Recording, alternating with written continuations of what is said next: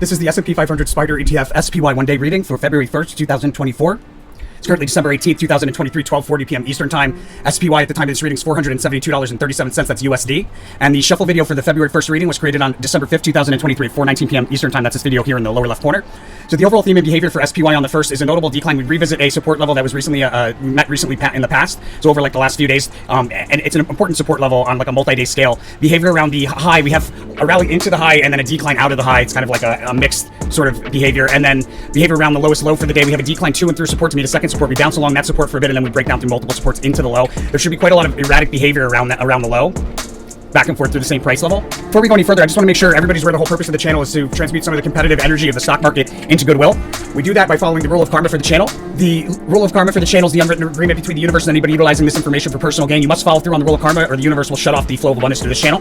Following through though, it will send it back to you tenfold. So 5% of the profit should be donated forward to one of these charities here on the resources tab of our website. 5% of the profit should be donated back to the channel, leaves you with 90% of the money. Make sure to spend it out of love. As long as you follow those rules, you're an angel investor of the channel, the universe is going to send it back to you tenfold.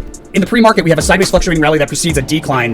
Notable decline right around the open that'll stand out. It looks like probably off of a high. Decline into key support around the open, sideways rotation, and then a fast sudden move higher, ending that sideways rotation, which might actually take us into the high. Hard to say if the high is before the decline or after the decline. Hard to say there, but there's a low and a high there in like the first 45 minutes, let's say. Off of that high that we see around 10 o'clock, we should have a sideways fluctuating decline into a low for the day that takes place midday. There should be some erratic behavior there, but in the midst of that erratic behavior, we should see a low. And then a little bit of a rally into midday because we have this crest that forms midday around 12 to 1, and we decline from that crest down to and through support. And then we do a U-shaped reversal below that support, come back and reuse that as support. An important resistance level is highlighted between like 1 and 2 o'clock. It's a resistance level that we failed to break through many times before. We very likely have another low around 145, and then a big move out of that low, and then that takes us to the resistance that's highlighted, and then from that resistance we decline pretty notably into another low at the end of the day. That low at the end of the day will mark an opportunity. There's actually a couple places that mark opportunity.